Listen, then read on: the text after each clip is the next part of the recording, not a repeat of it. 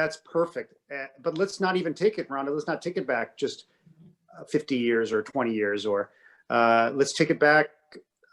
Not to go off on a tangent. I assure you this is not. But let's go back about 12,000 years, right? And that's when, give or take, depending on where we were in the that we stopped being well, it was complicated, but we eased in to stop being as much in the hunter gatherers as a species, and a bit more agrarian. But that's where the first kind of hybrid or agrarian peoples, set up shop, whether it was in the steppe or whether it was in the Fertile Crescent or wherever it was in various parts of the world.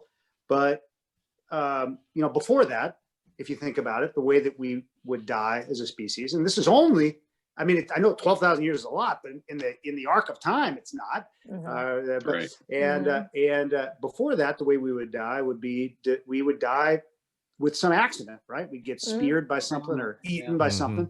So it was what one would call disaster, right? After that, it was we get closer, circled the wagons, as it were, in these villages. And as we got closer, we started dying of what?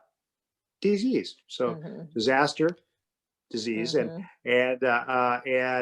figure out right now we're in a pandemic. But 2009, very recently, was the first year in the history of us since we became agrarian. 2009 was the first year that more of us started dying, not from disaster or disease, but from non-infectious diseases like heart disease, cancer, diabetes, the big three.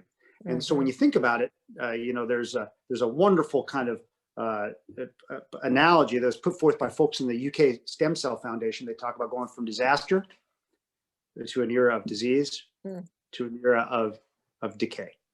And now what we're dealing with are diseases of decay. And we're in the middle of a pandemic now, but at the end of the day, these pandemics are going to come and they're going to go. That's right. Those are unlikely to wipe us out. What might wipe us out is, as you said, Randy, this abundance, and Rhonda, you talked about it as well. But it's both a blessing and a curse. But our goal now is, in many ways, is to try to, we can't disobey decay, if you will, but maybe we can delay decay, right? And maybe we can. So that's where everything that folks are doing.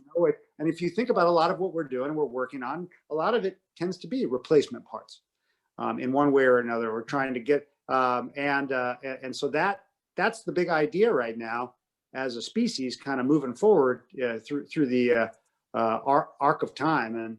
And diabetes within those big three is, if you were an evil deity, I'm going to be quiet here in a second, by the way, FYI.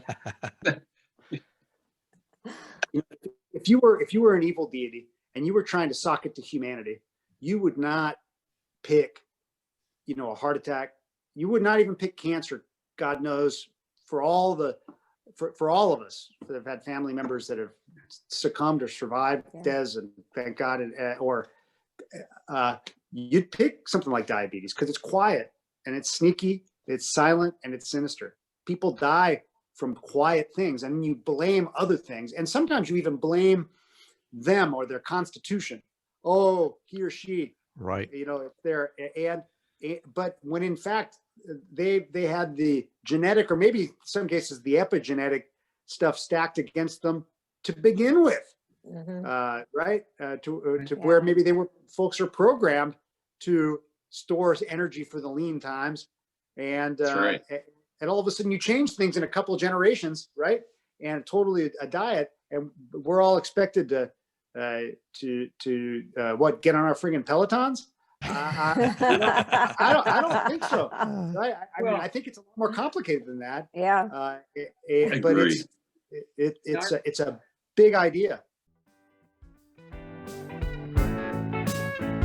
Thank you so much for joining us for this discussion today. If you would like to learn more about our guests, head on over to our Patreon page where you can access exclusive content, including the full segment of our show.